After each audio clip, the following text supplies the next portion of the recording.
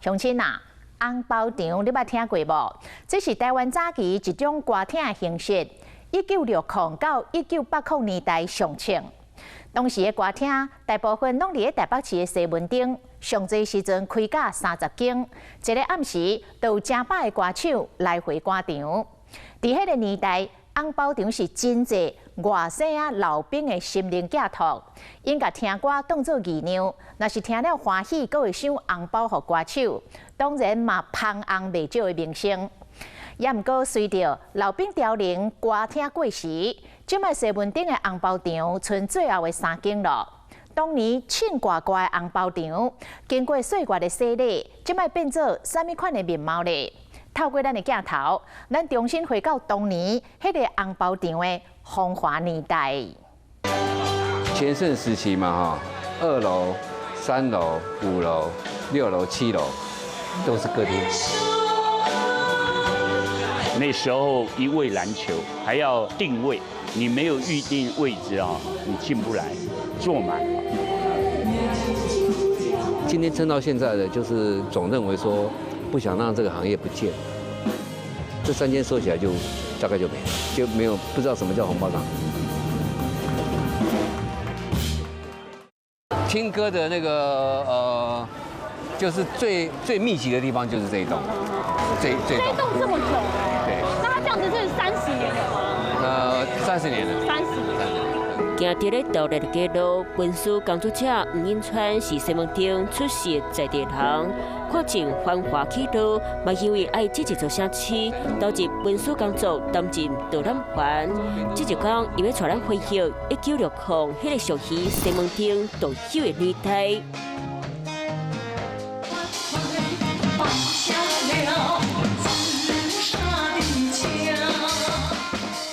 其实我今天会比较了解红包场，就是因为家里因为开花店嘛，捧歌星是一定要送花的，不管他是生日也好，登台也好，总是要把歌厅布置了一些很热闹的花花草草，对不对？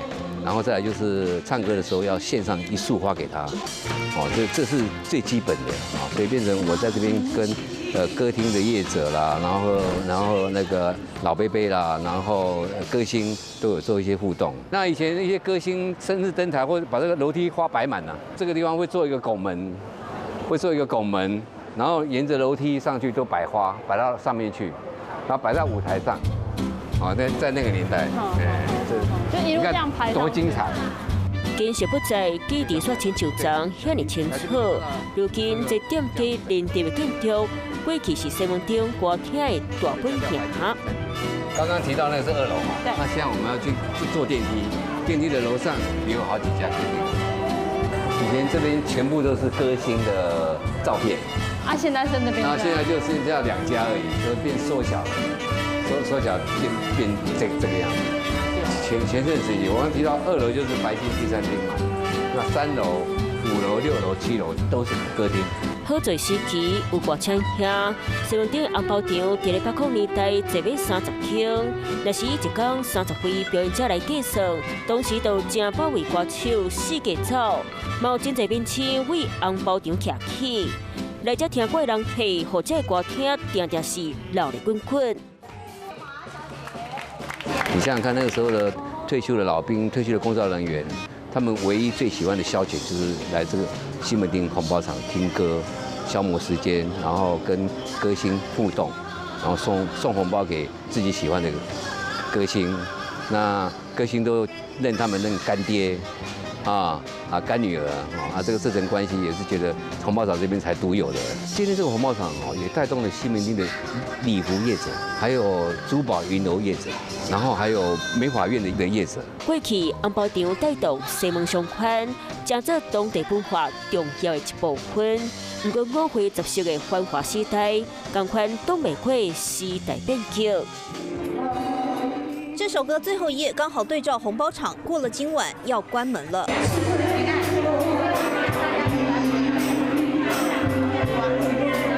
最后一天，老客人都回来捧场。老歌厅一间一间收单，到2024年，就剩3间会当走找红包场的卡车。今天撑到现在的，就是总认为说不想让这个行业不见，所以他们现在都在硬撑。好，然后再来就是说那些歌星年纪都大了，啊，大家现在也没有什么市场，啊，总觉得在这边唱一天算一天。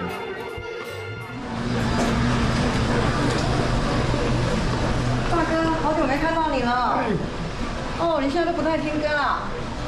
大概有30年的时间，我来西门町唱歌的时候，因为那个时候是景气非常好的时候，然后嘛，因为每一家歌厅嘛，歌手有时候也会请假，我就经常到别家去代班啊，就每一天都会跑差不多8、9场或10来场这样子。然后那个时候是我白天当会计，然后5点下班来赶唱最后一个5点半，然后再唱晚上。一开始是这样，大概有3、5年的时间，收入还不错啊，比我当会计还好很多，所以我就后来专职唱歌这样子。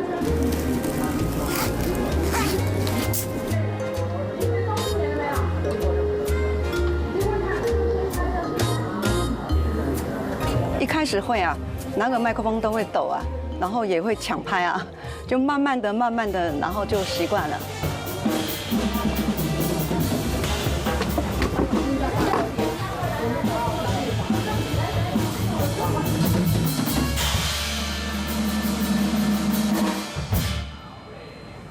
非常感谢各嘉宾今天午间的光临我们金钻大歌厅。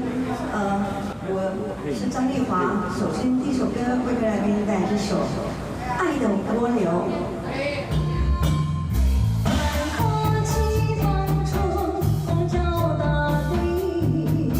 两小怪时间，红包看起来阿妈少，不过对比过去，一夜无算啥。一天最好的时候，那应该说是过年啦。过年的时候，大概一天几场下来，大概也有4、5万。亲像今仔日安尼，红包数量，张丽华讲已经算袂歹呀。歌厅的收入无过去多，张丽华半退休继续唱，更加侪是为着延续情怀。那个时候呢，就是说家里环境不好嘛，就妈妈突然生病了，那么住院呢需要一些费用，那么有一些老客人呢，等于是把我当成也是自己的女儿一样，一听到了也常常来看我们，然后就送红包，让我增加我的经济收入，然后让我养家活口，所以我一直感恩在心里面，一直怀念这些以前的伯伯叔叔这样子，因为他们现在也都是凋零了，所以我就觉得说到现在，虽然也可以退休，但是我觉得说啊，现在我们还有这个体力啊，可以在台上表演了。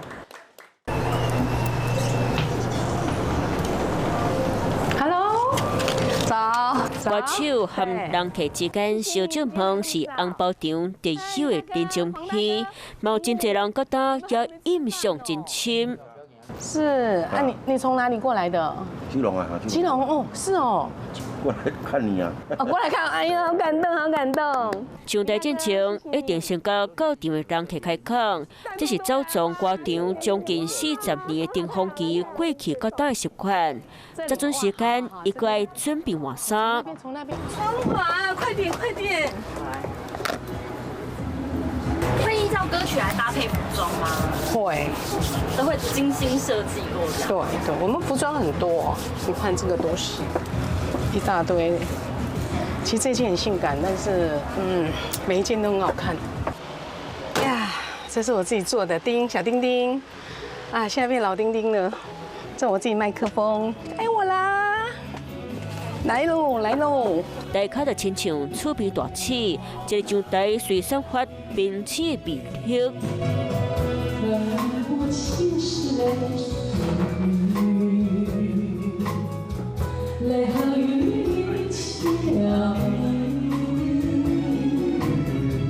我高中毕业的时候就开始，民国74年，我们是3级贫户嘛。我毕业我就一直想唱歌，我想当歌星，因为我听说歌星可以赚很多钱。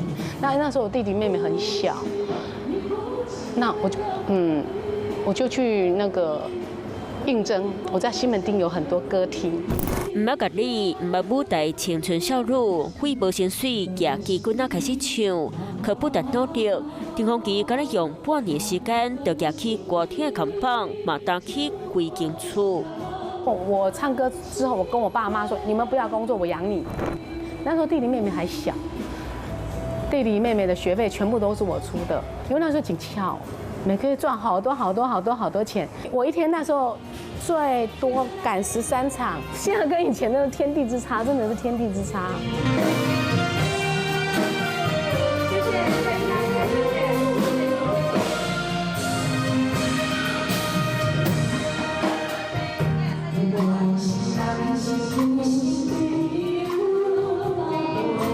早期的时候，钱圈每天都有。那你生日的时候更不用讲，那挂到满身都是啊。陈宏基谦虚讲，因为采访团队够，所以真侪老百姓特别来遮捧场。不过过去安尼用钞票串成的回扣，伫咧红包场是真正快。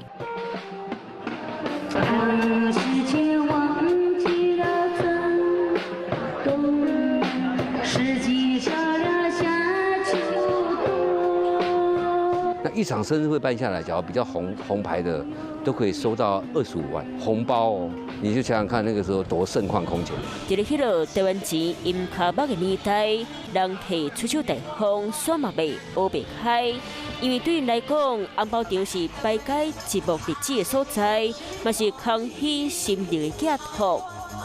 因为有的人已经丧偶，有的人台湾没有娶妻，他能够在这里得到他想要的。你跟他聊聊天，他就想把你当做他的女儿，或者他的另一半，陪他聊聊天，他会心情很好。这种歌厅文化超过60档，自细汉对爸爸听歌听到大汉。今年70多岁老大兄是红包场上始终的听众。9岁，我爸爸就带我到歌厅。我喜欢唱歌，在外面有一些红包场歌厅唱的歌，外面听不到、学不到。他们有一些歌很厉害，胭脂啊，你来自何方？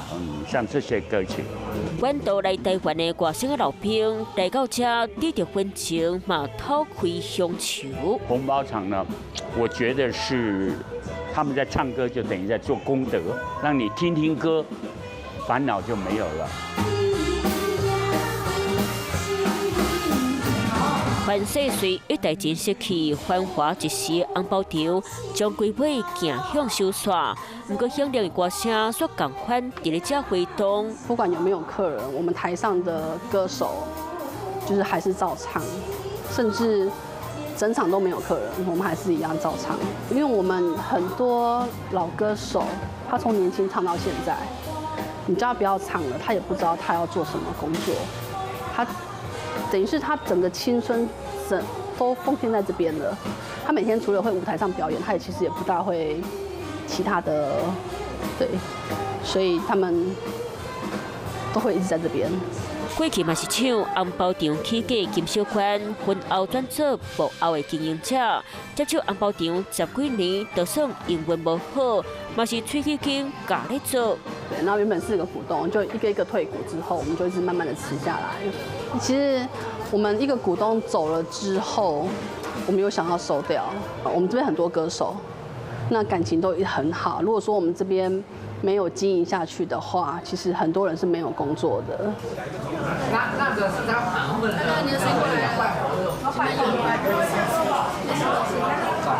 我爸爸以前是工地秀的主持人，然后这里也是爸爸带我来的，因为从小就从这里长大的，那真的很有感情，也舍不得让这边整个结瓦了，希望他能够永续经营下去。我们就等一个机会，看没有办法让他再活络起来。含歌厅有几面情感，金小关知影想要延续红包场的文化，今日当会改变开始。转型是必要的。我现在想要做一个转变，就是我一样保有现在的红包场文化，那慢慢的这些老歌星会慢慢的退下嘛。那其实我想做转型，因为我想要做那种就是 live house 那一种。比如说我只要展览1个半小时，那就安排他们到红包场里面去1个半小时还是1小时，然后去体验一下他们红包文化，看有没有办法引起大家的共鸣。我想这也是一个很好的方法了。我是觉得现在正是时候了，因为你再不去那个的话，这3间收起来就大概就没了，就没有不知道什么叫红包场，以后只能当做回忆的一部分。